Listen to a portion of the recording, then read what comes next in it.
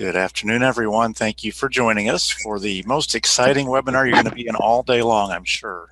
We're going to talk about 4-H program policies and procedures and some of the changes that we've got coming up in 2021.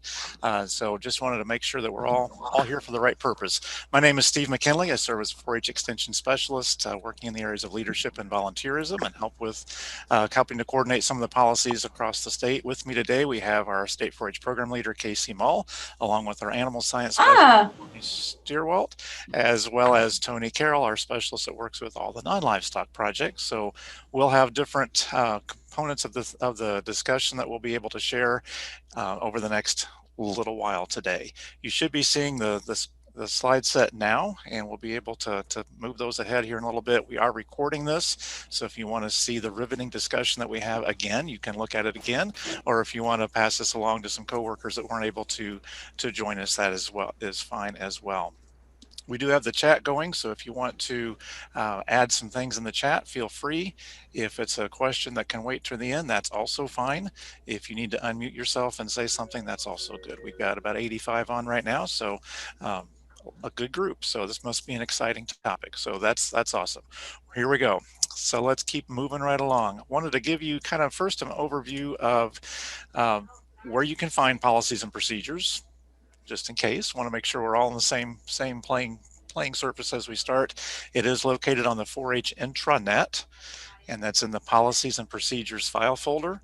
And what we try to do each year as we make our revisions to those policies is we try to indicate those in red font, the changes that have been made from previous years, and we also include a revised date at the bottom of the page, so you have an idea of when that was most recently revised. Some of your counties may still have an orange covered notebook that has policies and procedures on the front of it. That is fine to update, but please make sure you are updating that if you have a printed copy, because things do change year to year, and especially those changes that have come since your latest revision. You want to make sure that you get those in there as well.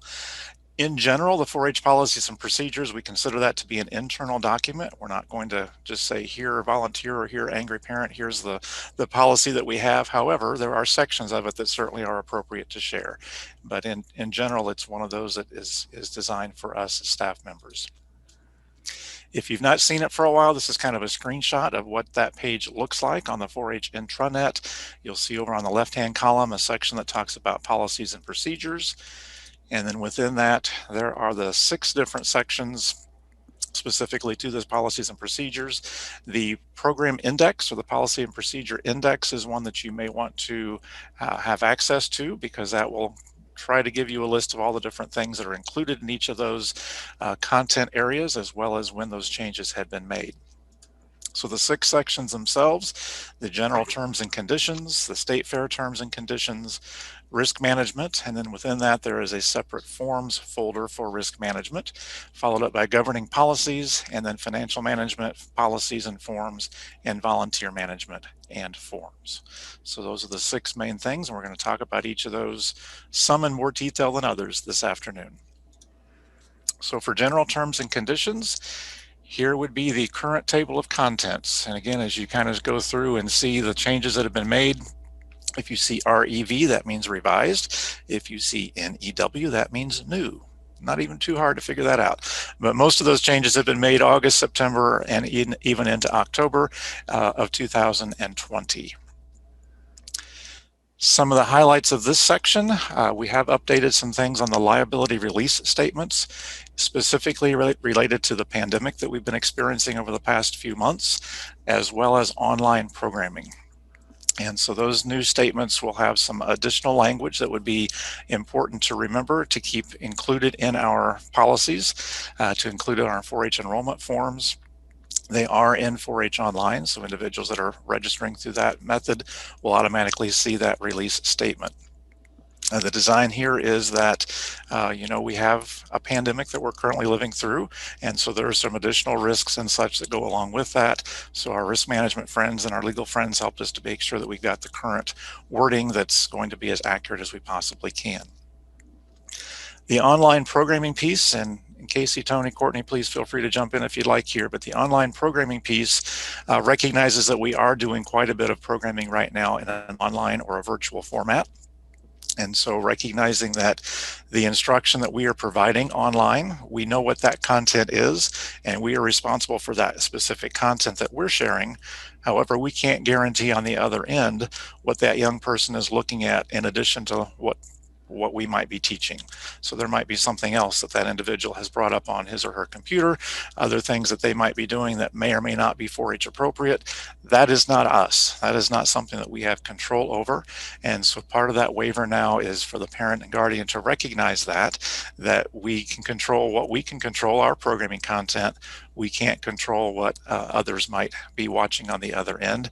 And it's also giving permission for that young person to participate in that program, because the parent, by signing this waiver, is indicating that it is okay that their child is able to participate in that.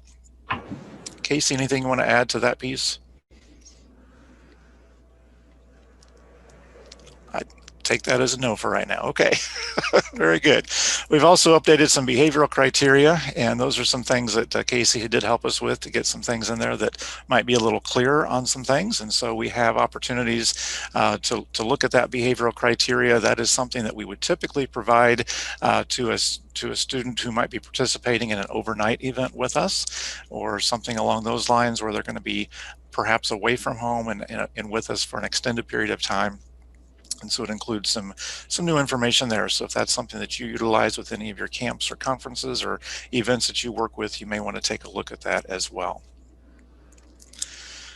Grievance and appeal guidelines, those were changed significantly 2 or 3 years ago. So those of you that are newer to your positions, you might take a look to be sure that you are using the current form that's printed in your handbook, or that you utilize in case there is a grievance or an appeal process to be discussed.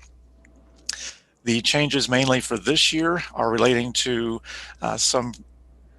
what can be considered a grievance. And really what can be considered a grievance are things that are related specifically to programmatic questions or programmatic disputes. What a grievance is not designed for is for somebody to file a complaint against you, against another volunteer, or specifically against a young person for something that that young person might have done that's inappropriate. That is something that we as 4-H professionals, extension professionals, have the responsibility for working with and working through. And so that's not open for a board or a committee to review and to offer a suggestion on. So maybe that makes sense, I hope, but that is something that we really want to keep the grievance appeal process specific to programmatic things that may be happening, and not personnel type things or personal type things that may come up from time to time.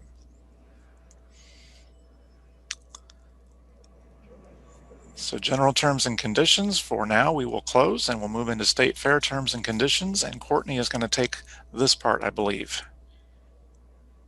Hello, everyone. So just a few updates to the existing document for 2021.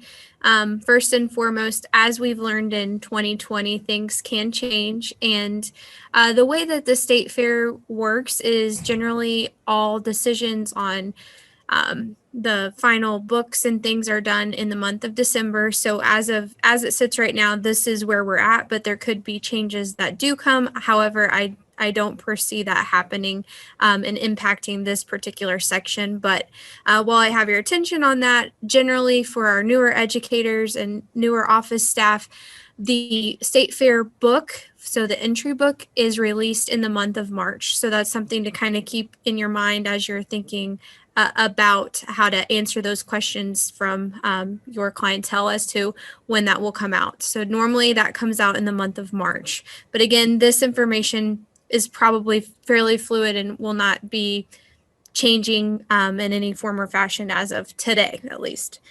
So the first thing we're going to look at is number 4 here on page 2. If you look in the state fair terms and conditions, 4-H animals are expected to be in the care and possession of the animal. And with that, as Steve kind of added some detail to the grievance, we don't mean that we recognize that our structure is a little bit different. Not all of our 4-H members have the access to keep animals at their home. So whatever that agreement is for possession and regular care, we work with that. If we didn't, then we'd be in trouble and we wouldn't have the numbers like we do have for participation. So that is something as you start to have those conversations, I guarantee you that comes up at some point in your career, and it's important to keep that in your mind. We're trying to increase the opportunity, and possession and care can look a little different for some people. But one thing we did highlight here is, I believe the old rule, or the old terms and conditions, said something about county boards making decisions, but in our program, you as the 4-H professional, the county 4-H educator, it's up to you to help determine what is right. We do hope that folks are accommodating, but at the end of the day, that decision is something that you as the 4-H program coordinator in your community should be working to ensure that opportunity is there. Also, one thing I forgot to mention, but right under State Fair exhibits, the number 4 there also, there is just some added language on the process of a substitute showman. A couple years ago, my first summer on the job, we did have an issue where there were a few folks that weren't quite sure as to why we would accept some things versus not other things. So in this instance, it was 4-H fashion review was occurring the same time as a pig was showing. So we had to work through that, but that is an excusable reason. Reasons for non-excuse would be band practice, sporting events, those types of things.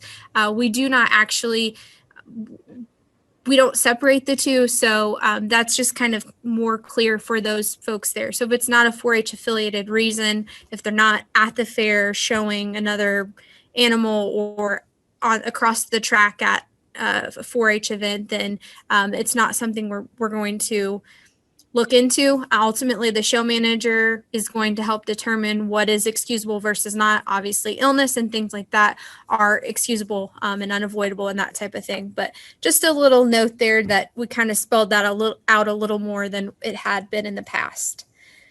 And then probably the biggest change this year is that we now have one deadline for animals. All animals have one deadline of May 15th. I know you pick up lots of phone calls throughout the year about all the various deadlines that we do have, and all have served rhyme and reason for different things. But we now have one deadline of May 15th that includes steers. And so make sure as you're communicating that people recognize that. Also, while we're on the topic of May 15th, I do realize it's a Saturday. So we will probably keep 4-H online open until that Monday, but for advertising purposes, to keep consistent, to make sure people recognize that for 2022, we will advertise the deadline as May 15th, because we've all have that embedded in our brain. So that's where we are at. Now, I've had some questions on, well, does that mean we're not having weigh-ins? No, absolutely not. Counties still can have their ID days. I still highly recommend that by all means, but it doesn't mean that they have to come to you twice. They can just come to you on May 15th whenever they have their DNA hair samples and give you that at that time. I will be having a webinar in November just on some updates on the animal projects, and just to kind of make sure, again, that everybody's on the same page as we start to order tags and that sort of thing for 2021. So look for that in the next CCC.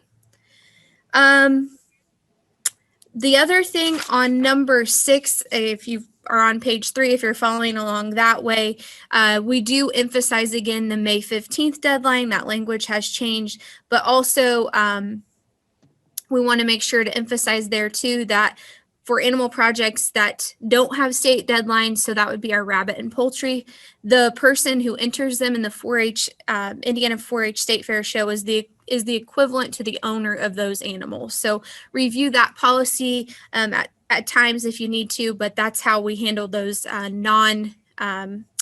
non-state deadline projects that we don't currently keep track of via 4-H online as an overall unit. Number 8, again, learning through some experiences here. We also added a statement on there that says a single animal can only be included in one 4-H online family profile. So I'll use my example. Growing up, I showed dairy cattle. My cousins and I, we kept our dairy cattle at the family dairy farm, but that wouldn't have meant that my cousin Samantha and I could have had the same animals on our 4-H online profile during that time if that existed. My brother and I could have, but Samantha and I could not. So we're trying to distinguish that. We've had a situation this summer where we discovered that was happening, and we just want to make sure that that's clear, that those do need to be designated in the ownership of a family unit, which is considered that family under the 4-H online profile versus having the extended family, because at some point we all know where did the cousins stop? I mean, how do we prove that, especially when they don't have the same last name? So we just spelled that a little bit out a little bit more. And then lastly, again, just to emphasize some things that people have questioned us on, temporary guardianships were never meant to be established for the purposes of grooming. So we've just kind of highlighted that it's not permissible to be, going to the legal system to make sure you have so-and-so fitting your animal at whatever event it may be via a 4-H event. So that is all that I have. Again, look for some updates headed your way for 2020 on Animal ID. My goal is to have the chart ready by November 1st, and look forward to sharing and getting that information to you all. Thank you, Courtney. Appreciate your updates on the state fair type things and some of the animal things that go along with that. And it looks like at least a couple people think these are good ideas, so you're on the right track. Way to go. All right, maybe the most favorite part now, risk management, because that's what we do in 4-H. We try to manage our risk. And for those of you that aren't familiar with risk management, it doesn't mean that risky things are never going to happen, but it does mean that we're going to do our best to keep them under control and to do the best that we can to make sure that things are going as well as they possibly can. So revisions this year would include things such as the safety policy for many 4-H members. That has a new statement included in there. Tony's going to talk a little bit about the food safety rule coming up here in a few moments.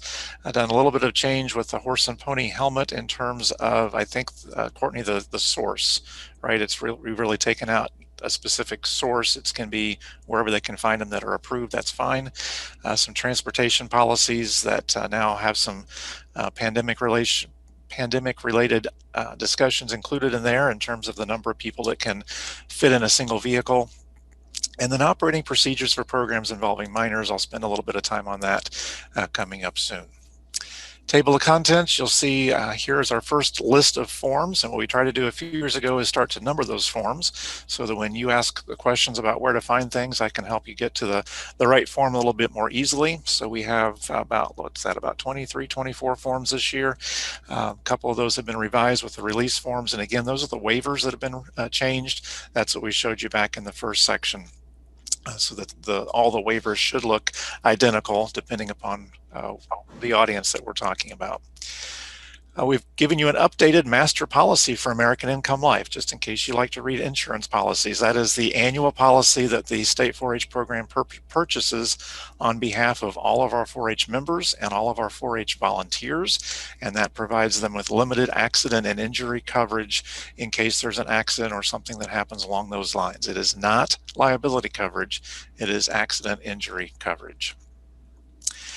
A little bit of change, actually, it has just been reviewed. The youth health form has just been reviewed, and so really not much of a change there, but legal and risk management wanted to make sure it was still okay, and so they did that for us. The permission form for our non-4-H members, again, that liability release has been updated, and there's the operating procedures again that we'll talk about in a moment, etc. So that is the same. We did take out one form this year. We added one and took one out. Kind of got an even playing field there, but the one specifically to the reporting through Qualtrics, we're not dealing with that anymore because it's automatically built in to the 4-H online system. Courtney, did you want to talk about the mini 4-H safety policy with animals? Any specific things there? I think the biggest point of emphasis there, if you review that, is just the fact that 4-H many 4-H members are not to be owning. I mean, if they own their own animals, that's great, but that's not the intent of the project. So there's just more emphasis on that because in a few counties it was a little bit confusing. So we're trying to get the statement out there that the goal of that is not for them to own it. That's when they're in regular 4-H, but to be a part of it and to experience it, and that they don't have to own their animal at that point in their career. And then Tony, if you could touch base a little bit with us today on the food safety changes, please. I'd be glad to. And Steve, before I do that, let's go back to the American Income Life activity insurance, and when is it appropriate or when should someone take out the special one-day event activity insurance as opposed to relying on our annual policy that we have? Sure, and so that would be something that if you are doing an overnight event, if you're doing an event that is outside of your county for multiple hours, so things like 4-H camps, or if you're taking a group of young people on a field trip somewhere that's taking them further away from home, that would be an appropriate time to do the special activities policy. If you are involving individuals who are not 4-H members or not 4-H parents, I'm sorry, not 4-H volunteers, like 4-H parents, and you know they're going to be there and be actively somehow participating in your event, it would be appropriate at that point to have the special activities policy. There is, let's see, I was looking for on this list, we do have a chart that we've provided that gives you an idea of what to, and that's number 8, I believe it is. Number 8, the special activities policy with an American Income Life gives you a table that kind of helps you think through different options and different types of events where you would want to have that special activities coverage. Thank you, Steve. I know that's a common question that we get throughout the year. So with regards to the food safety policy, one thing that is important for everyone to understand is that this is not just related to 4-H. It is a system-wide policy, and there is actually a food safety committee that is in place that involves representatives from the Department of Food Science as well as HHS specialists and educators who reviewed that policy, and we can see now that's been shared. Not too many changes. The major changes, we need to know where that food was processed at, where it was baked at, what day it was baked, for traceability purposes.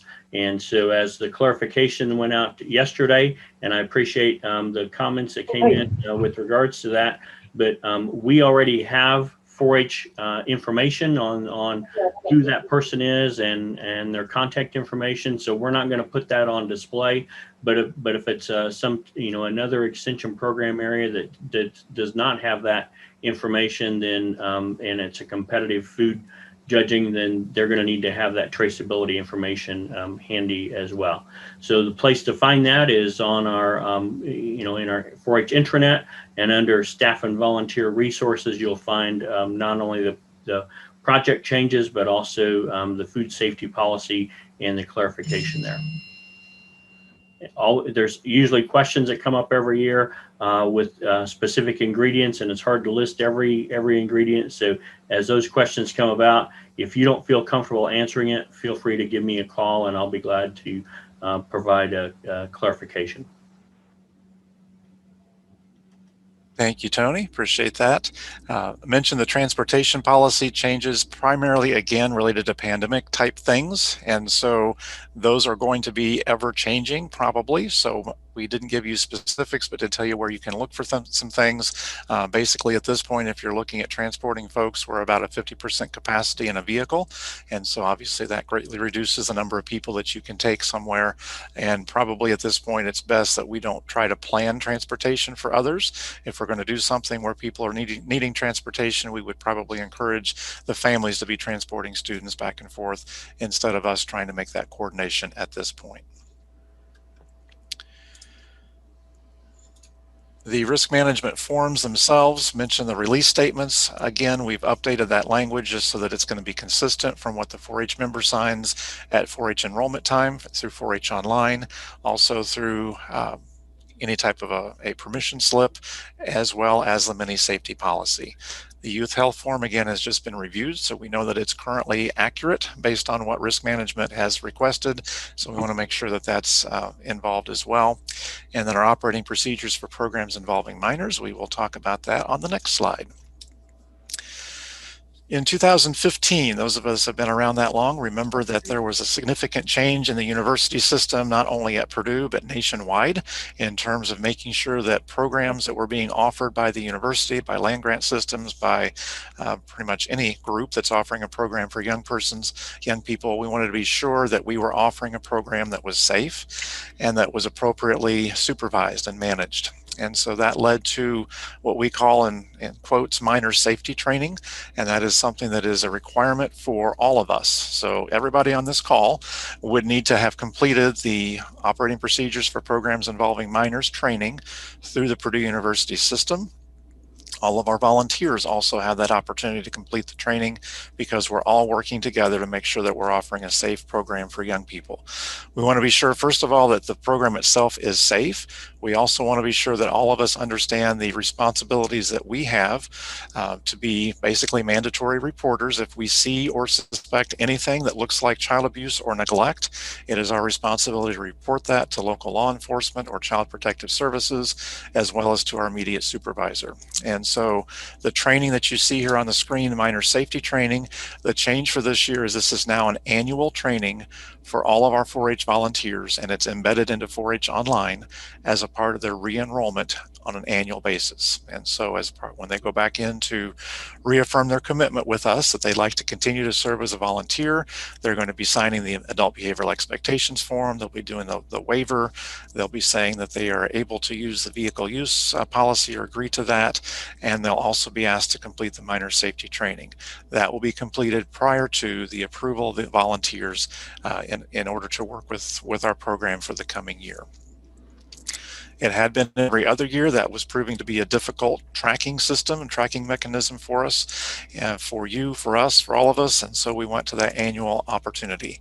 For those of us who are professionals and can go and have a Purdue account and can go through the Purdue training, that is still an every other year training for us. Steve, I'm monitoring the chat box, everyone, by the way. Pandora added a comment in there. She learned this week that risk management on campus goes ahead and automatically sends certificates of liability insurance yearly for locations off the 4-H fairgrounds where 4-H programming occurs. She didn't know this was done automatically. So is there an easy way to find out what COIs are automatically done yearly? Maybe some of the COIs, like the one I found out, may not be needed anymore, and risk management might like to know that. So Pandora, that is new information to me. I did not know that they were doing that. I'm not sure how they would know to do that. So let me back up a little bit here. Certificates of insurance are written, printed proof that the university is providing liability coverage for events that we, Purdue University, are offering at a certain property. The certificate of insurance is typically requested by the property owner, and that request would come to a volunteer or come to us, and we would then be the ones that would submit that certificate of insurance request to risk management at Purdue. That has been an annual thing that we would need to do again if the property owner made that request. I did not know that risk management automatically did that, and I'll need to check into that further to find out, because I do not know that answer. The other question I see there is county extension support staff. Do they need to do the training? I would certainly recommend that. Yes, I think they are working on behalf of us, with us, and I think it's very appropriate that they understand what the training is.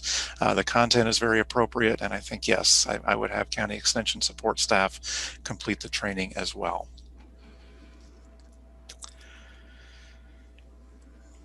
Okay, so programs for minors registration. So there's two parts to this. One is the training that we complete every other year, the training that our volunteers are completing every year. That is one part. The second part of that involves registering the programs that we're offering with the university. So any type of a youth program that we're offering, we need to register that with the university before it occurs, so that they understand that we are offering a program. There have been significant changes in that process over the last year, and so what we'll try to do in the next few minutes is to explain that as best we can and show you a couple of documents that have been created to assist with that. As we worked with our partners over in the Office of Compliance on the university's campus, we have continued to be able to allow us, all of you as a county program manager, to submit a single program registration form for your county 4-H program for a program year. And so we consider our program year October 1 through September 30. And so there is now an opportunity for you to do that one form for your county 4-H program for the year. And so you'll notice this year that there's lots of changes, and we'll go through a document here in just a moment, but now you have virtual options, you now have in-person options, and we were able to negotiate a hybrid option because most of us are doing multiple types of things and ways that we're delivering programs throughout the year. So if you have all the programs that are offered as a part of a regular 4-H online enrollment for a 4-H member, they would be covered under the one annual enrollment registration for your program.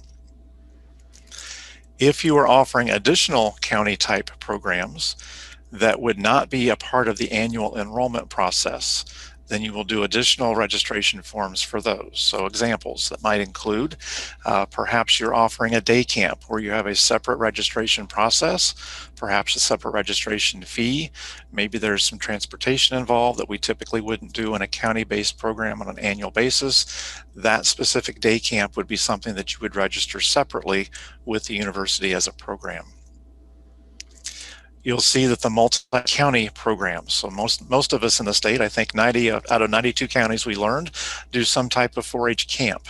Many of those camps are offered with multiple counties. So that 4-H camp would be one that we want to register separately from your county-based program. Again, it's going to, in most cases, going to be a residential type of a camp where you're spending time overnight. It's also going to be away from home. It's going to have some additional supervisory needs and responsibilities from youth and or adult volunteers. And so that program would be registered separately. Most of you are going to have opportunities to help to coordinate a career development event or more, at least one or more in the coming year. Those types of programs at the area level, those would be considered additional programs that you would register those as well. From the state level, those of us extension specialists that are working with various program areas, we also are going to be registering our programs on your behalf. So in my case, things like State 4-H Junior Leader Conference, I will register. The Indiana 4-H Leadership Summit, I will register. Those types of programs I will do. Tony will do Roundup. Angie will take care of Academy. Those types of things will be happening so that all of those state programs are going to be registered as well. What I think I'd like to do at this point is share a document that hopefully is going to be helpful. A couple of documents. All right, so you now should be seeing what we're calling Form 17. This is operating procedures for programs involving minors. This was updated as recently as 2 days ago. This is a document that's designed for Purdue Extension, a significant part of which included in here is Purdue, or the 4-H program. So what you will find in this document, and again, this is in the Risk Management Forms section, you're going to find some of the training procedures for us as staff members, what we can do to get our training completed through the Purdue system that has now moved to Brightspace from Blackboard, so that is a new system there. It also talks about the training that we're able to offer for our adult and youth volunteers. And so we have taken Purdue's training, mirrored it to a training that we can offer through 4-H online, and provided that opportunity for our 4-H volunteers to be able to complete, because it's more difficult for them to get into the Purdue system if they don't have a Purdue email address. And so we've provided the same training in a different format, and ours for 4-H is through 4-H online. The process for completing the Programs for Minors registration form is included in here. And for the 4-H examples, we are pretty well done with that. Some of the other program areas are still being developed and still being worked on. Lisa Graves from HHS and John Orrick from the Purdue Master Gardener program are working on those, and they will be updated for those program areas and added to this document, and we'll repost once they are ready. We then have a couple of decision trees that may help us to determine who actually needs to complete the training. And so we talk about all of us because we are part of Purdue Extension and part of Purdue. We talk about our 4-H volunteers, but then there's groups such as guest speakers that come in and are just with us to be there for the day perhaps. Do they have to go through the training?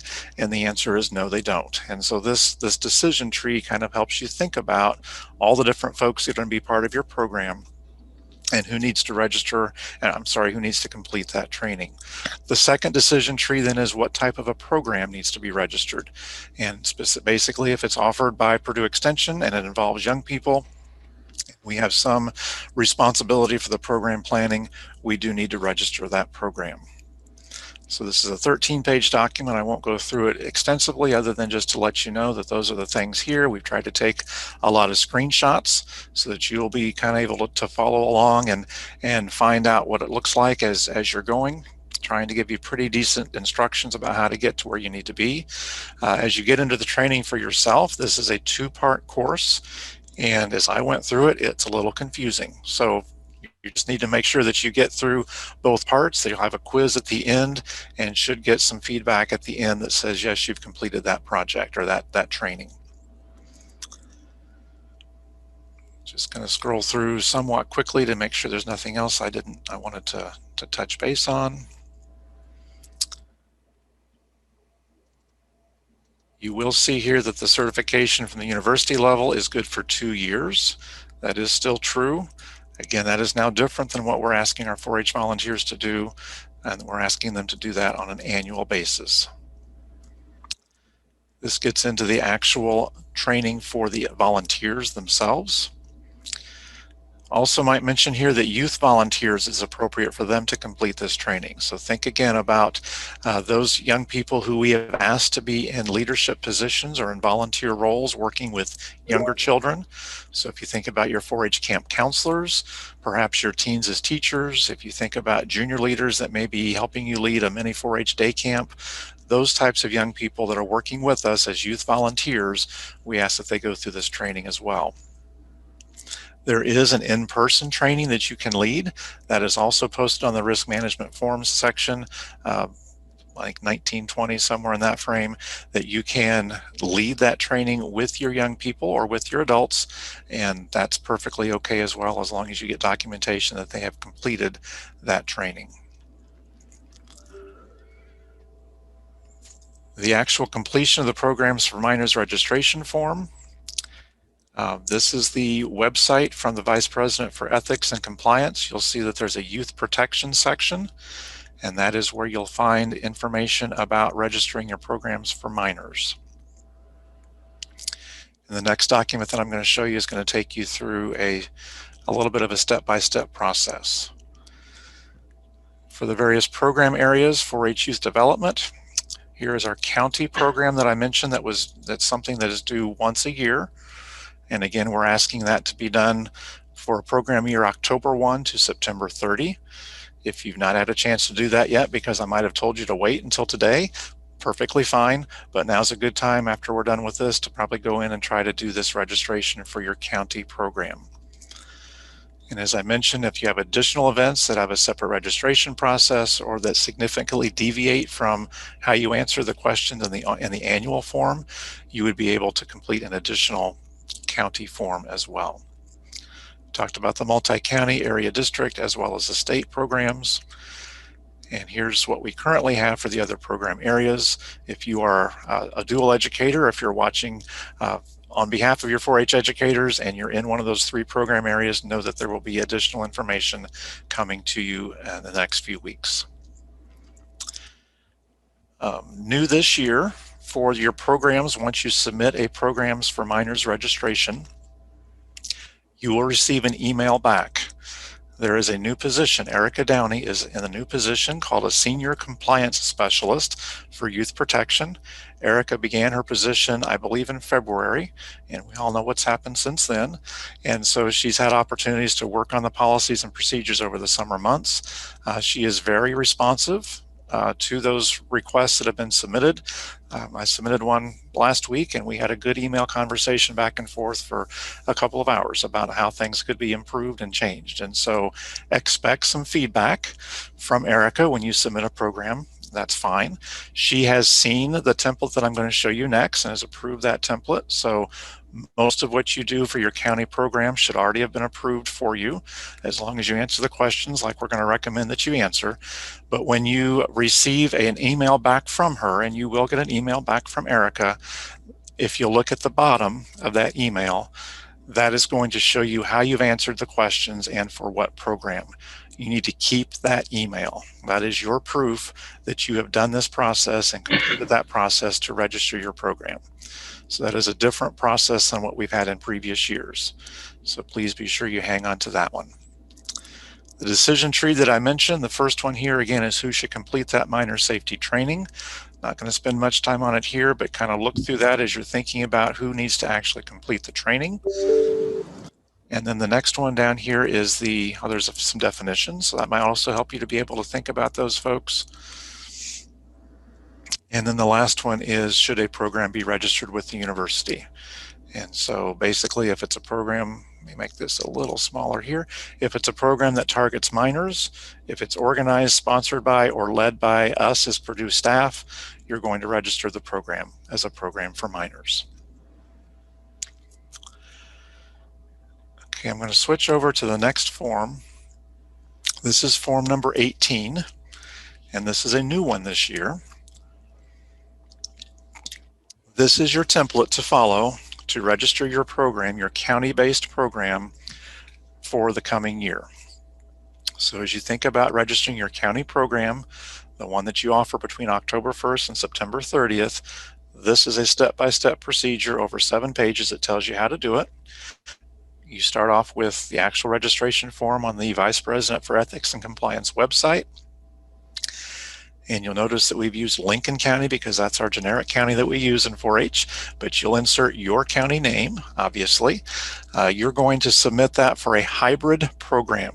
And so what that means is that you're offering programming in both an in-person format as well as a virtual format. So you're doing a combination program that they've called hybrid. They added that example or that option just for 4-H. Others will use it too, but they added it at our request, and so we're very pleased that they did that for us. So as you go through, we've taken screenshots of each page that you will see, giving you instructions on how to answer the questions so that you will get it right, and hopefully not have to have a lot of responses back and forth from the Office of Compliance. So it talks about the physical address. That's going to be your extension office. It is sponsored by the university or a department at the university. We're recommending that you enter things like agriculture, Purdue Extension, and Indiana 4-H. Those are kind of how we're affiliated with the university.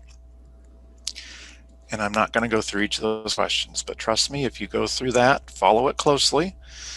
Unless something has changed since we did this and had it approved, you should be in good shape as you go through this process. So this is form number 18, Policies and Procedures, Forms section.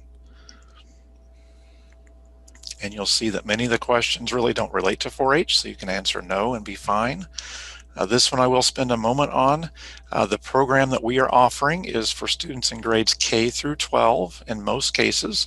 Some of you may not go as low grade with your mini 4-H program, and that's fine. You'll be able to highlight each grade level that you offer a program for, and that will show up as a grayed out section when you've highlighted those. You're going to estimate the number of young people that will participate in your program for the year. We recognize that's not going to be an exact number.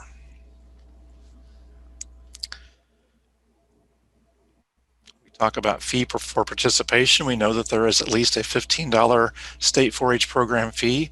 Many of your counties have an additional county fee. If that's the case, you may add additional dollars there. Do not try to quantify individual 4-H club dues that may be charged. That's not important. What is important is the state and the county 4-H program fees.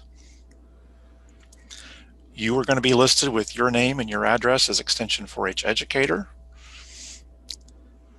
And it indicates here that you're going to be on site.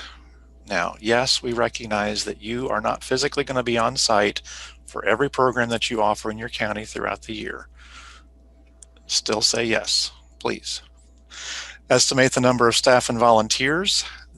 What is the number of volunteers that work with you in your program? That would be the number that goes in number 14.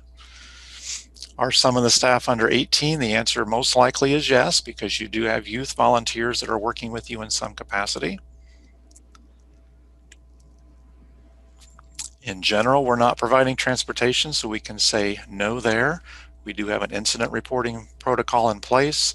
We do have an emergency response plan in place. If you don't think that you do, you'll want to develop one. We will have some one-on-one interactions that will take place. We're going to have additional precautions taken. And then there's a little paragraph here that you want to include word for word that talks about what those precautions are. If we're doing a virtual, in most cases we're using Zoom at this point, and we will be recording some of those. And at the end, you're checking 4 boxes: that you have read the procedures and policies for programs involving minors, that your program staff are going to pass minimum background checks, which means that they're going to have gone through our 4-H program volunteer screening and application process, that they're going to complete that training, which is what we've asked them to do. They're going to complete that training on an annual basis, and that we have safeguards in place. And if you take a look at those Section 9, or Section 10 rather, we do have those safeguards in place. Then you're going to submit, and you're done registering your program for the year. That's when you're going to get the printout back, or the email back with the printout. You want to hang on to that. And then again, the same information. If there's additional programs beyond what's a basic program that's part of the 4-H online registration process, that would be covered at that point.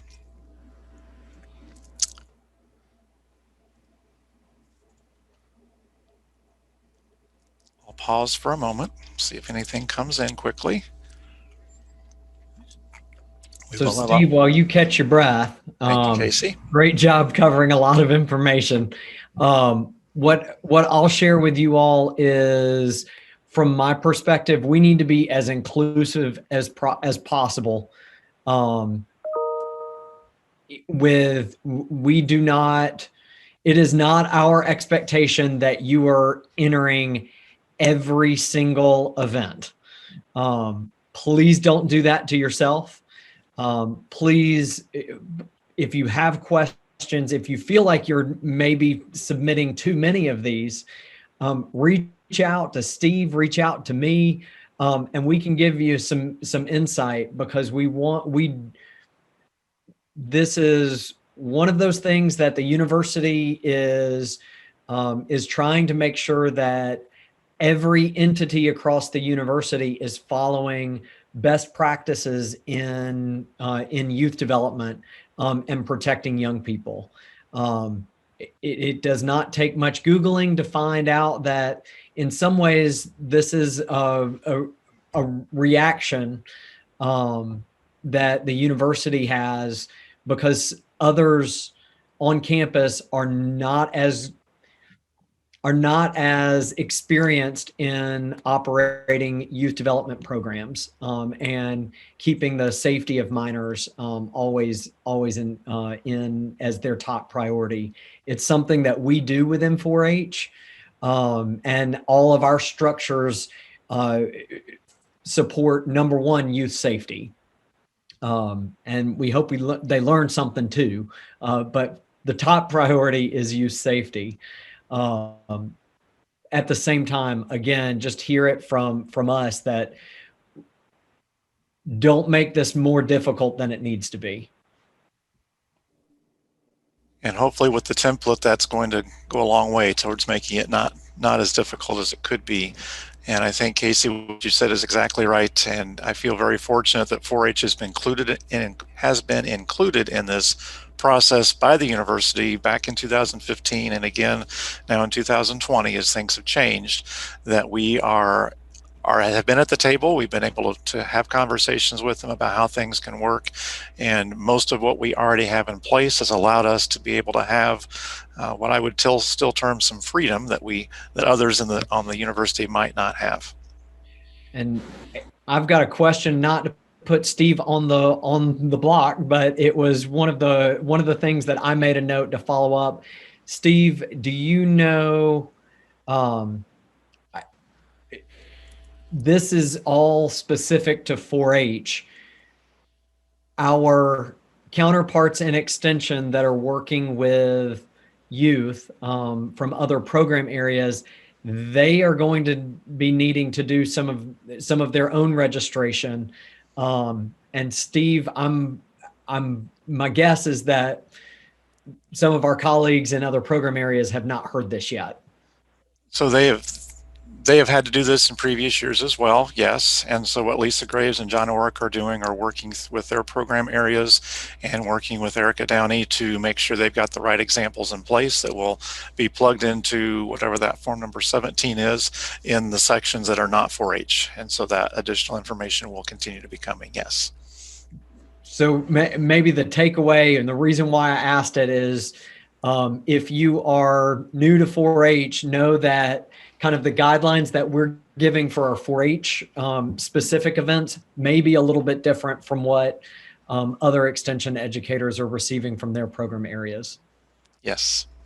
Yes, we have a little bit different, but it's still youth programs, so it's going to be similar process, but maybe somewhat different, yes. Questions that has come to me, counties that may currently not have a 4-H educator who actually needs to complete that form, and should it be done now or wait?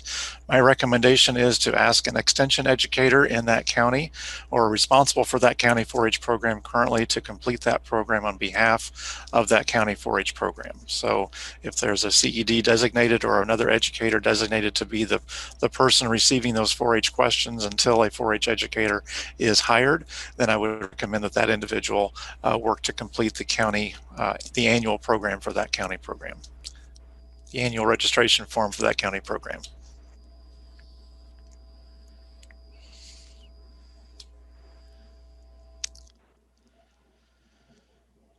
So again, I think, Jenny, the example that I would give for if we're talking about a program that is not considered part of 4-H online registration, so if it has a separate registration process, if it has a significantly different way that you're going to answer the questions, then I would say that would be an example of a different program. So the example that I used was a day camp. Maybe you're providing, in a normal year, you might be providing some transportation to take them to a field trip at a local zoo.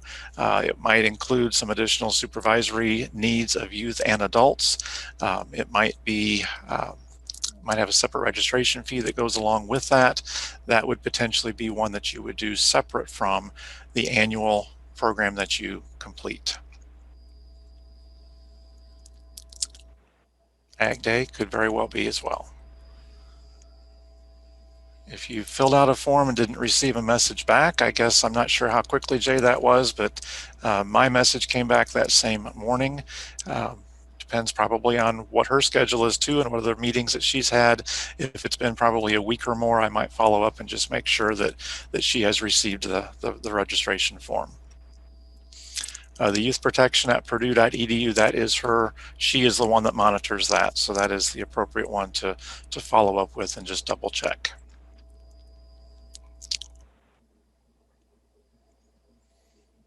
Okay, the good part about this presentation, this was the most complex part. So if we made it through this, we're in pretty good shape. So I will move on. We can always come back if we need to towards the end. Governing policies is the next section in the 4-H policies and procedures. And looky there, there's no red. Isn't that exciting? But something that might just be helpful for you to know about if you don't know where to find it. This talks about what are some characteristics of a 4-H club.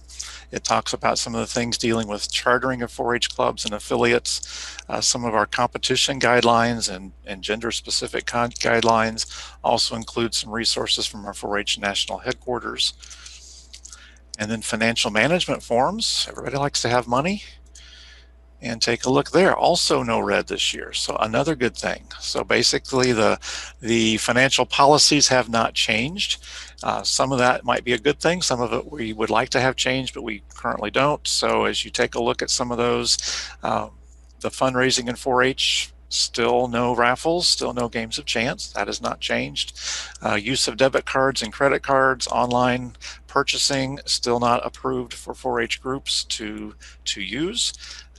We would like those changed. They are currently not able to be changed. A couple of minor changes to the financial management forms. And I've got those on the next slide. So financial checklist, we had one of our counties that provided a couple of suggestions on updating some things to the financial checklist. So we've revised that, a couple of the verbiage there on some things. The EIN template and the instructions to apply for an EIN. So this change probably, I don't remember where it changed. It changed earlier in the year, but we had that posted. This might be something new if you've not had a new club or a club that needs a new EIN recently. And so we provided to you is an actual template that you or your volunteer can complete to apply for a new employer identification number.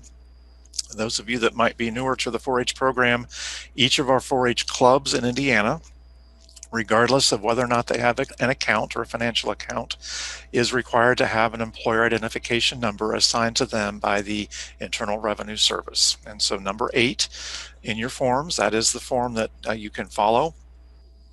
That's the template. And then we've provided you a step-by-step instructions on how to apply for that employer identification number.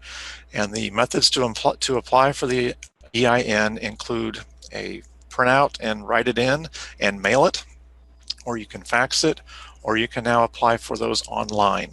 The online application is a process that we previously had discouraged because it required the disclosure of the Social Security number by the individual applying for the EIN. That is now a requirement no matter how you apply for an EIN. The volunteer needs to provide the Social Security number, their Social Security number, to be able to apply for an EIN. Now, we've also got instructions in there about what that means. So if there's individuals that are concerned about that, but honestly, over the last few months, we've had very few concerns about that. What we can tell folks is that the IRS already has your Social Security number if you've ever submitted a tax return. They already have that. What they're trying to do is match that number up with a real person. This is not a fake person applying for an EIN falsely. And so they're trying to match up that it's a real person. Once that's been done, the Social Security number is not attached any longer to the EIN. So if that volunteer moves on to other things over the years, the EIN stays with the club, does not need to be reapplied for. The volunteer does not need to worry it's going to come back on their personal taxes. It is something that's provided for. So it is a change. It is a change from policy that we had of never giving out your Social Security number. It's not our preference, but it's the way that it has to work now, and that's part of the process to go through that. So individuals who are making application for that will notice that that is something that's coming up. But beyond that, we are not aware of additional changes in the IRS yet. What you will get from me about the end of January, first part of February, are a set of instructions that you can provide to your 4-H volunteers on how to complete the filing process for the annual 990 form or the e-postcard that the 4-H volunteers will be able to complete on behalf of each of the EINs. And that in a typical year is due by May 15th. Volunteer management and forms. Again, not a whole lot of changes here. I think the only change actually that was made there on page 5 in the step-by-step process was that it's an annual training instead of an every other year training for the miners safety program. If you've not had a chance yet to take a look at the steps, if you're a newer educator or new to the 4-H program, there is a step-by-step process that helps you kind of think through each step of a new volunteer coming to be a part of our program, and also a separate set of steps for those who are re-enrolling in the 4-H program. Within the table of contents, the only thing that's changed there on page 26 would be new dates because the Indiana code has changed and had a newer set of dates, so we updated those dates for you.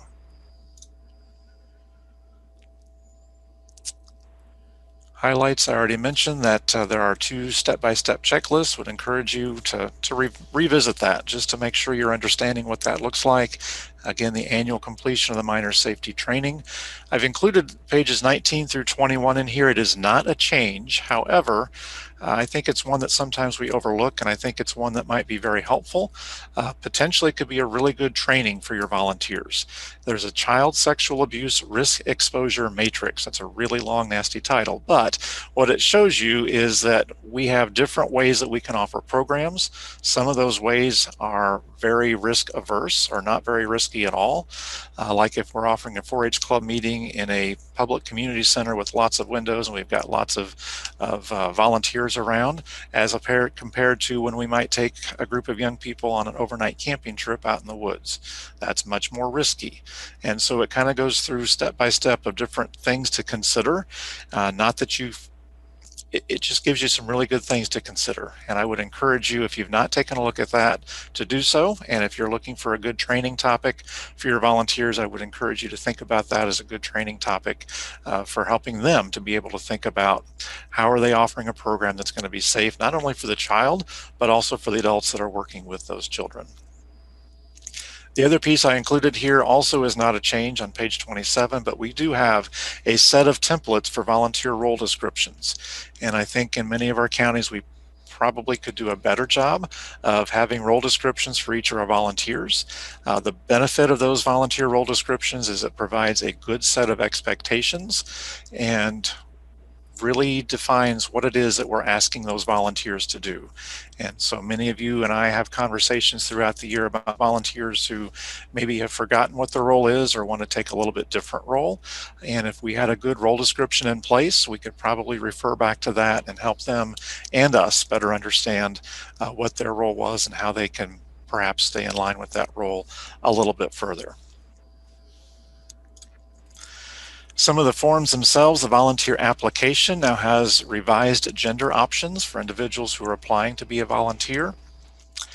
The adult behavioral expectations, we have both an English and a Spanish version. I want to thank again Ziamara for making some translations for me. Turned out to be several times this year. But those expectations now include 3 new expectations or revised expectations this year. One of those relates to the pandemic, that people are going to be smart about following the health and safety protocol.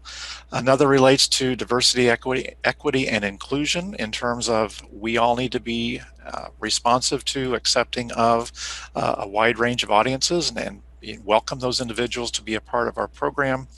And then also the virtual statements, that we recognize that we're doing some programming in a virtual format and environment, and we need to be sure that we're providing that in the best light possible. Does have the updated personal liability waiver that we talked about way back in the first section. Same changes have been made to the youth behavioral expectations form. Again, number 11 is the English version, number 12 is the Spanish version, has the 3 revised statements on there as well. Again, who do you give the youth behavioral expectations form to? Probably those that are your camp counselors, those who are working with some type of a leader in a leadership role with responsibility for younger students. Look at that. I have made it to the end of the changes. So now we're ready to go to Tony. And you touched on it, Tony, but I'll let you come back again with your slides. Yeah, I agree. And so if you'll go on to the next slide, Steve, you can see all of the project changes there on the 4-H intranet under staff and volunteer resources.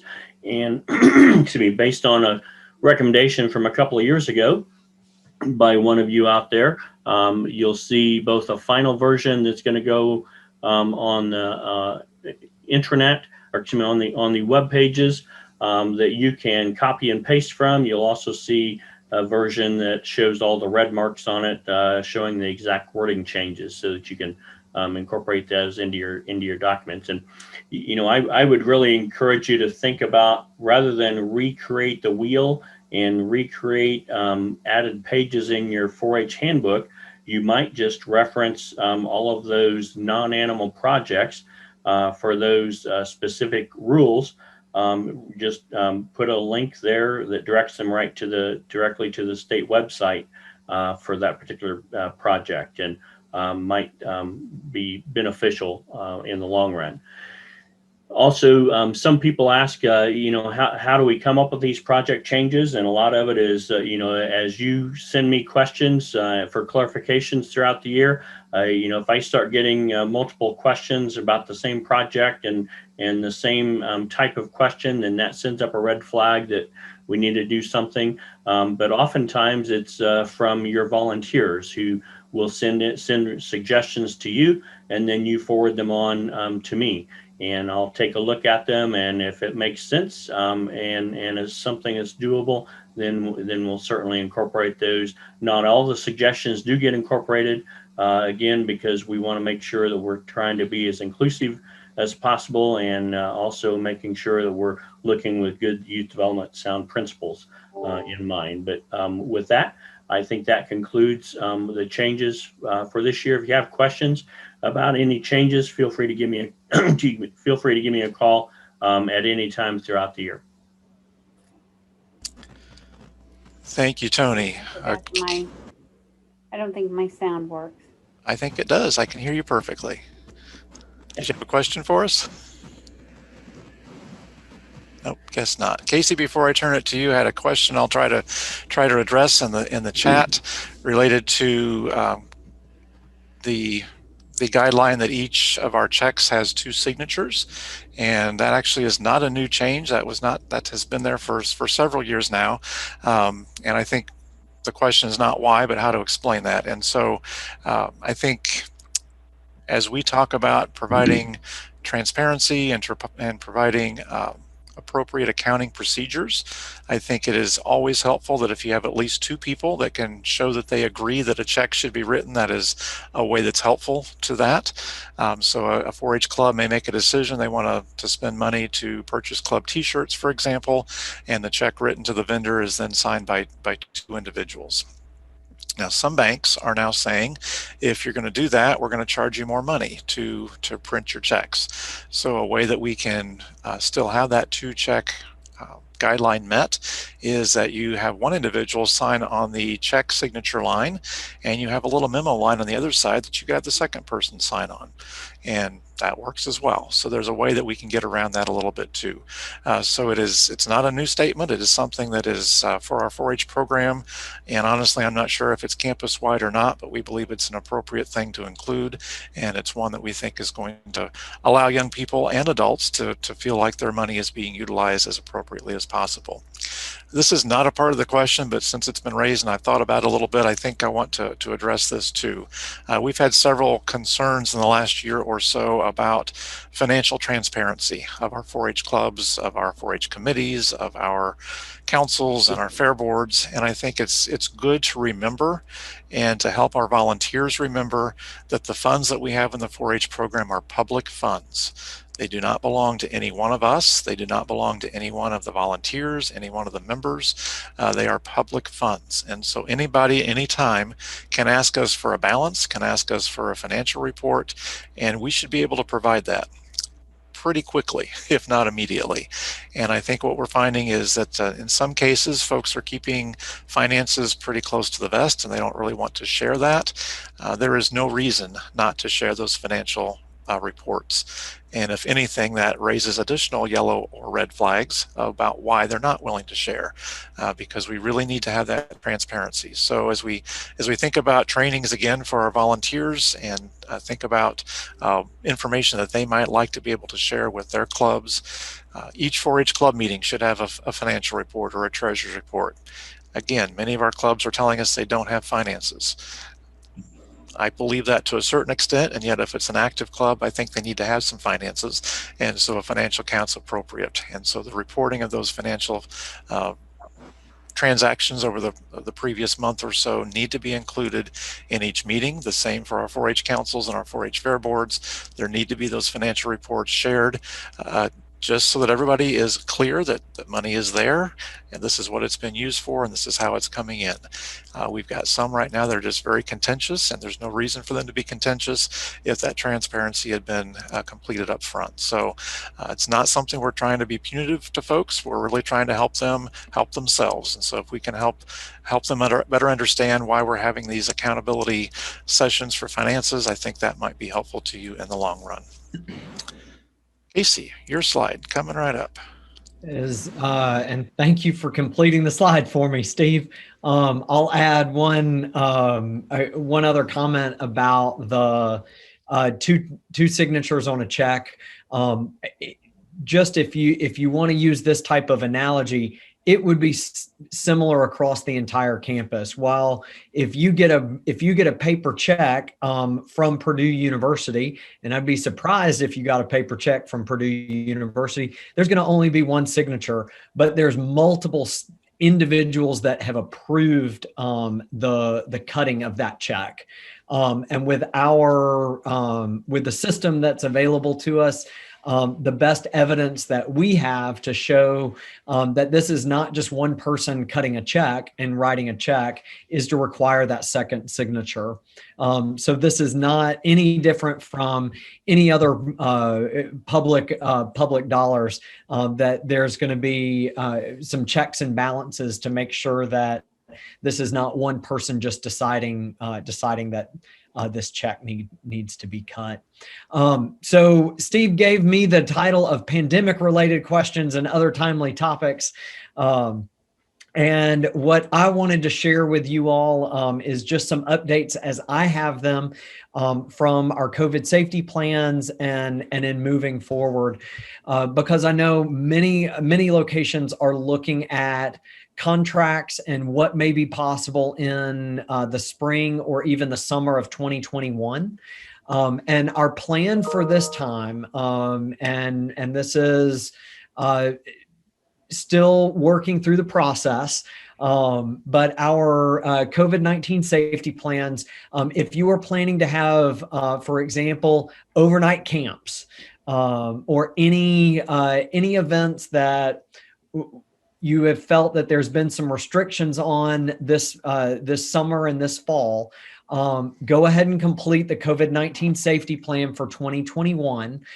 We know one of the challenges is the business office is not allowing signatures on contracts for events and event spaces, overnight camps, et cetera, unless there is an approved COVID-19 safety plan on file.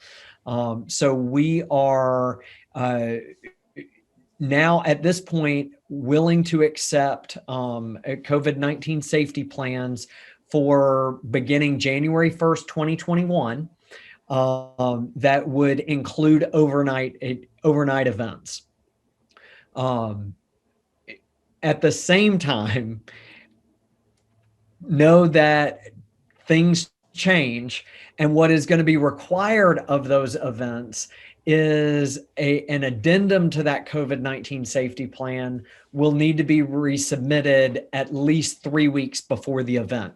So this is a way that Jason is going to be able to approve those COVID-19 safety plans and give that pre-approval so that the business office can sign off on contracts, that type of thing, that our planning can move forward for events.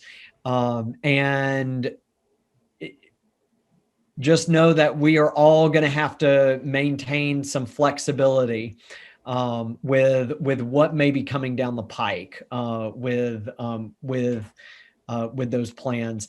I wish I had a crystal ball and could say we're going to be able to have our Teens as Teachers conference, and it's going to look the way that it did in 2020 before the pandemic happened.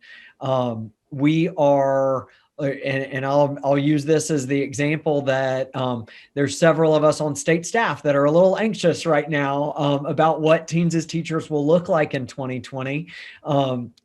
Steve, I wasn't asking for volunteers. I'm one that's anxious too. But what we're looking at is trying to get the 4-H Leadership Summit behind us. We have several different models that we have used over the last few months as we've gone back to face-to-face programming for how we may be able to still socially distance and how we may still be able to have face-to-face programming, but it may look different than it did in 2020 or even in 2019. We want to plan for the best or plan for the worst and hope for the best. And probably it feels like we've been planning for the best and getting the worst throughout all of 2020.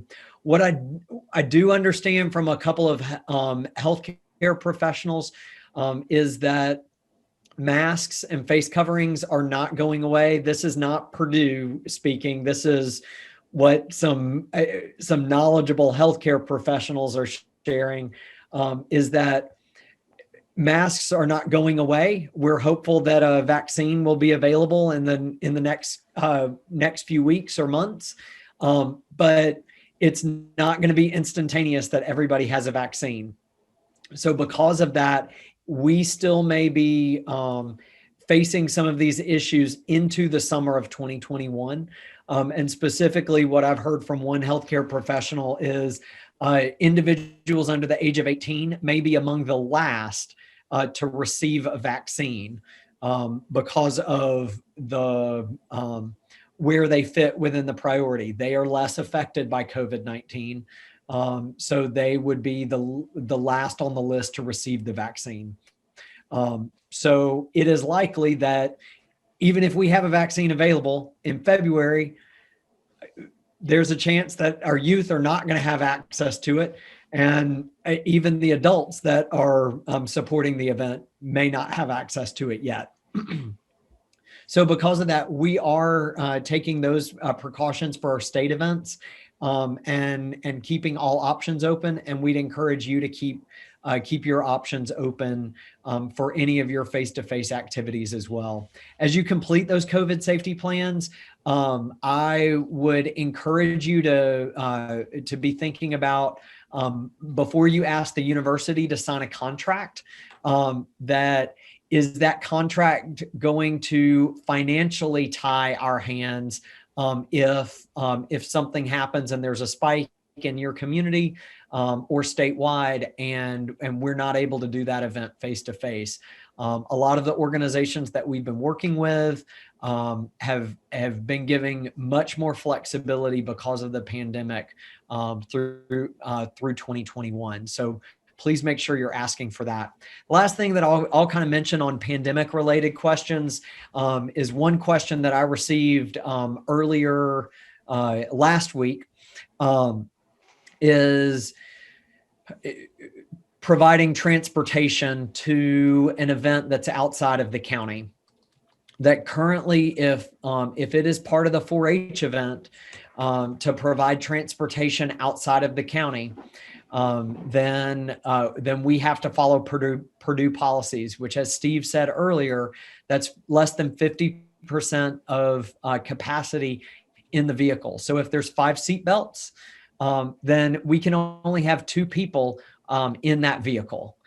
If there are 7 seat belts, then we can only have 3 people in that vehicle. That doesn't make it easy to transport young people. And specifically, my recommendation to this question is, and you heard Steve say it earlier, is it's not part of the 4-H programming it may not be part of the 4-H programming to provide transportation to the event. And what I would mean by that is if you are helping organize carpooling, that would appear as if Purdue is providing transportation. So if the expectation is that all youth get to an event on their own, our event, the 4-H programming, would start when we take responsibility for the programming. So it might be when everybody arrives to that out of county location. and families may be responsible for that transportation. If they choose not to follow the Purdue guidance, it's not part of the 4-H event.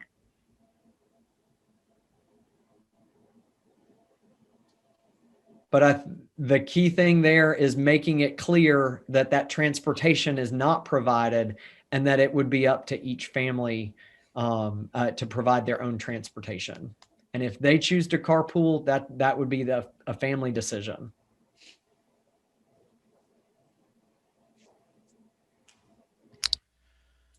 Casey, thank you. And so now we're going to open up questions and answers. Rena, great question on are buses off the table? No, buses are not off the table.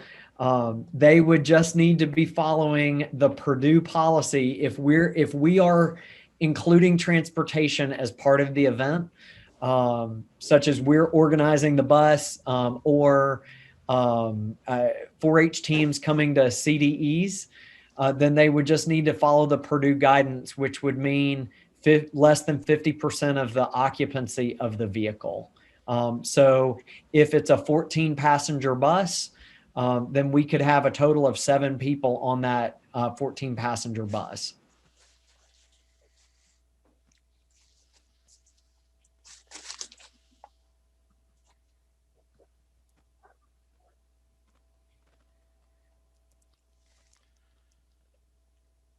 So at this point, we're ready for Q&A. If you want to include that in the chat, feel free to do that. If you'd rather unmute and say something to us, that's also okay.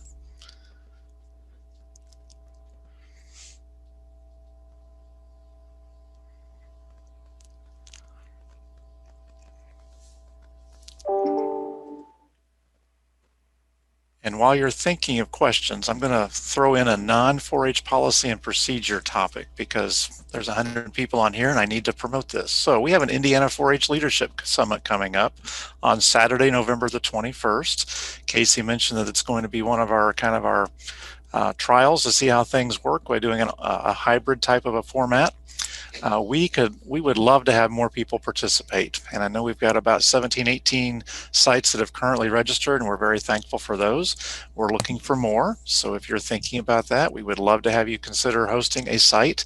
This is a way that we can start to get some young people and some adults back together. It is on Saturday, November the 21st. It runs from about 9 in the morning till 4 in the afternoon. We have a fantastic speaker joining us, and Michelle Cummings. She's going to be joining us virtually from Colorado. She does training wheels. You may have heard her blog post, or if you were with us at West Virginia NA4HA last year, you would have seen her as a cap note speaker and also a super seminar presenter. But she does some amazing things with team building and activities that can be done virtually as well as in person. And we're going to have some of her supplies that we'll provide to those host sites that will be part of the activities that she's going to lead us through. We also have 4 sessions being led by our peers, and they're going to be done from a virtual standpoint, but have hands-on activities that the sites can participate in locally. We also have recognition of our volunteers that day. So our 4-H Volunteer Award of Excellence winners will be recognized, as will our tenured 4-H volunteers. And you probably saw some email correspondence if you have those individuals in your county come to you within the last week or so. Registration was described in the October CCC, so I would encourage you to take a look at that. There is a Qualtrics link that will allow you to register your site. It is a $100 registration fee, and in exchange for that, we will provide you with $100 worth of supplies and a kit that you can utilize that day as well as beyond.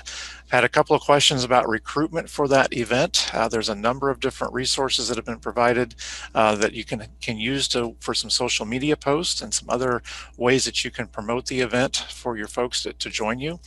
An audience that I think is a perfect audience to think about is your junior leader group. And so have you reached out to your 7th, 8th, 9th, 10th, 11th, and 12th graders to invite them to come and to participate with you? Also, the adult volunteers are certainly welcome to come. We do recognize it's Saturday before Thanksgiving. There are some family things going on, get it, but not every family has those, and we certainly think some people will be able to come and have a really good experience that day. So, Casey, anything that you want to add to that, or Tony or Courtney? It's going to be great.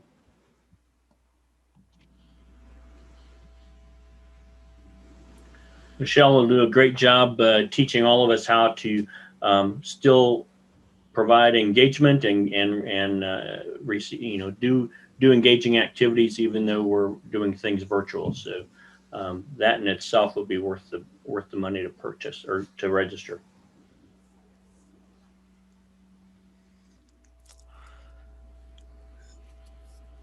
Okay, Debbie, I'm looking at your question and trying to remember. I think what you're talking about, Debbie, is we had sent out information requesting information from your 4-H fair boards in terms of what, how they were organized, how the ownership of property, in terms of what types of insurance they had, and if there were, if Purdue had been named as additional insured. Are the results from that yet? No, there's not. Other things have happened since I sent that message out, you might remember.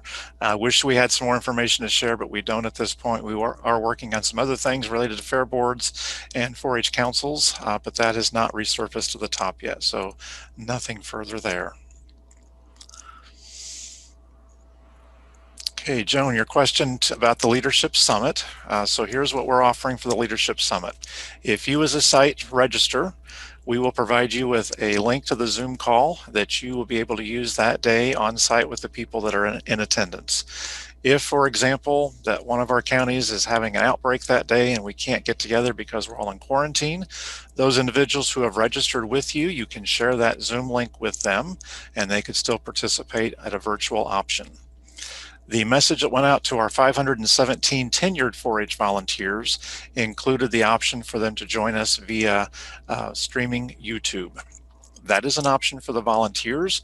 We really don't want us to promote that to our 4-H members because it's not going to have the interaction we know that they want.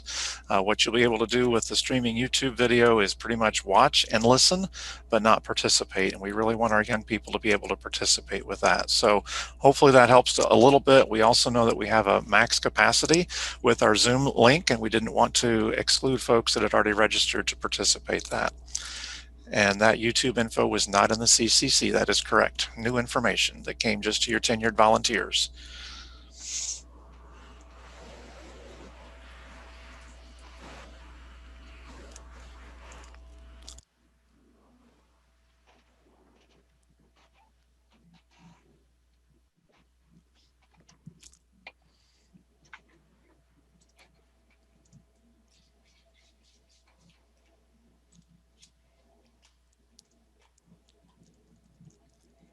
It certainly feels like y'all are going easy on us today.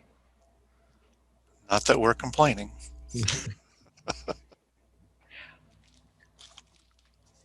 What I'll share is if you have any questions, please feel free to reach out to any of us. We have a lot of guidelines. We have a lot of policies and rules in 4-H, and usually what I've learned in my short time in Indiana is, because it's true across the country, is there's usually a rule that has been attached to a specific situation that happened at one point in time. And the rule has been written to prevent some issue from emerging again. Some of that backstory may not be written into the rule itself. But if you have questions about specific things, what's permitted, what's not permitted, please feel free to reach out. Sarah asked about updated guidance on holding in-person events based on the COVID map levels. At this point, we don't have any Purdue Extension guidance for the COVID-19 map level. I've had several questions from educators saying, you know, our schools are going into red and they're closing. So should we not have 4-H events, face-to-face 4-H events? If we only had 92 school corporations, that might be very easy to say, yes, we're going to do exactly what the schools do. But in some of our counties, we have multiple school corporations, and one school corporation may may go virtual, and others may still be meeting face to face. So to me, that presents another difficult situation for us in how do we decide which school corporation we follow. So my advice for folks that have asked is there is some guidance for schools specifically on the COVID-19 website from ISDH that provides what schools should think about at each of their COVID-19 levels. And at Orange, it still says that extracurricular events, and I would argue that 4-H is part co-curricular and part extracurricular, that those events can still happen, but there should be some serious consideration given as to whether or not it should happen. So if things go red in your community, it's going to be my suggestion that a county 4-H club is not meeting face to face. But at the Orange level, you probably should be asking some questions. And as should we be meeting face to face? And as always, reaching out to your local health department and getting their blessing to continue to meet face to face is always a good suggestion, particularly if you're seeing spikes in your community. Casey, this is Liz. My county went red, and I have an event coming up. It's our achievement program. I reached out to the health department to get some guidance there. They actually asked me to submit an event form to them. So I don't know whether other people have found that as well. But yeah, I'll probably reach out to you privately. Not quite sure. I mean, our cases are going up horribly in Dearborn County. Our positivity is over 17%. Yeah, please feel free to reach out privately. And again, thank you for sharing that, Liz, with everybody, that just because this is Casey's risk averse self is saying, if your county's going red, it's really more about the optics of should we be hosting face-to-face meetings, and is that evidence of us being good community and county citizens? If your health department approves it, then they're taking a little bit of that liability away from us, that we'd be able to share that risk with them, that they said that this was safe to do, as long as we're able to follow those plans in our COVID-19 safety plan that we submit to Purdue, as well as what we submit to a county health department as well. And Liz, I'm actually glad to hear that your county is asking for some kind of a form. I think what we've heard from some of our counties that their health departments have just kind of, yeah, do whatever you want. And that makes us extra nervous. So I'm glad that yours is being a little bit more proactive there for that one. Casey, question from Kathy. Do you want to address that one about summer programs on campus? Well, I was going to pass the hard questions to Tony, but I would love to tell you when a specific decision will be made about summer programs. We are at this moment in time, we are hoping to have in-person events during the summer. But there's a lot of time between now and then. At the same time, we are kind of watching what happens over the next few weeks. We're looking at the Leadership Summit model to see, are there ways that we can adapt, use this satellite model, and are there components of Roundup and Academy that we might be able to deliver in a different way, rather than 92 counties coming to one location? Could we, and I hope I don't give anybody a heart attack on the state staff, but is there a way that we can take Roundup to a smaller number of counties?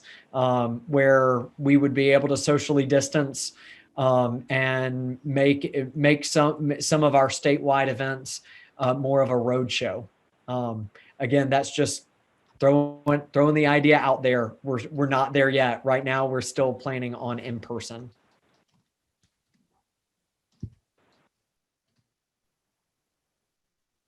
Casey, I might just follow up with that to let everybody know. I have been in contact with residential housing on campus 2 weeks ago, and they at this, as Casey said, at this point they are still planning on conferences outside the university returning, and also those inside the university. They're planning on those returning at this time. They're also planning on double occupancy rooms because that's also going to have a significant impact on 4-H Roundup and Academy if we have to switch from double occupancy to single occupancy. But we typically start working with Division of Conferences in January or February, and by March we have an agreement in place with Division of Conferences. And once we have that agreement in place, then we are, as a department, we're financially obligated to some financial hardship should we have to cancel out. So I think it's probably safe to say that we'll definitely know something by February or March as to where we're going to be going. But at the moment, I'm hesitant to enter into any type of an agreement with Division of Conferences at this point. Kelsey gets the green star for the year because we've been waiting for who's going to ask the question first about the 21 activity sign-up document. Jane is finalizing it now, and we'll be sharing it out shortly. Kelsey, you have not missed anything, but you get the green star for asking about it. And I just want to say before we head our separate ways today, on that note, since it's time to make shameless plugs, as you think about that, we definitely need staff to assist with our animal shows at the state fair. So no experience is necessary. You can have on-the-job training and you will be just fine. So I appreciate you in advance for signing up for those. Also, I just want to put a plug out there. If anyone this time of year, especially, I know people are needing guidance on county policies and maybe just have some questions as far as their animal projects are concerned. If there is anything I can assist you with, feel free to reach out, send me notes. If things make you scratch your head, that sort of thing, that's what I'm here to do. So look forward to chatting with you all on that note.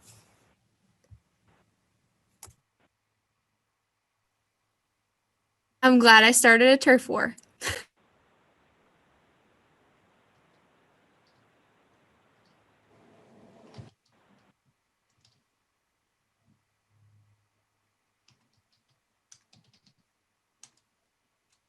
Oh, look at that. See, we finally got something going. Way to go, Courtney. Good job.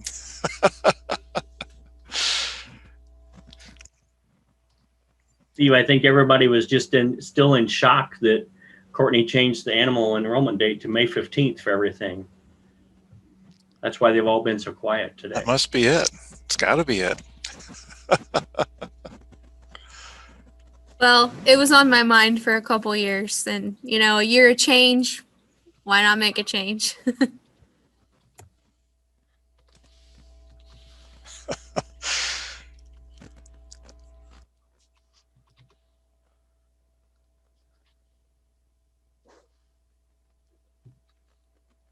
Jane, and the changes should be minimum. I am hoping to have that session at the beginning of the month, though, so potentially I'm thinking the second week of November-ish, ahead of the 15th. I always use the 15th as a marker, but nothing will be earth-shattering as far as your committee meetings go. Just more time to chat with newer staff, especially on why we do the things that we do, and to help answer the questions of existing that have been here for a while, and maybe question again why we do the things we do. So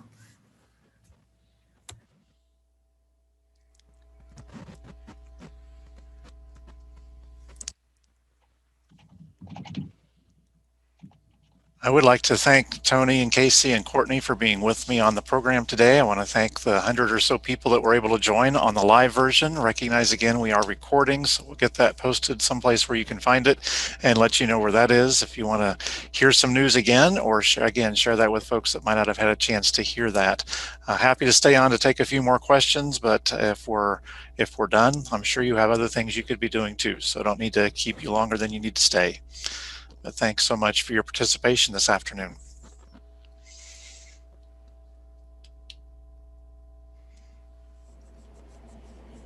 Hey, Steve. Shannon. It's Shannon. How are you?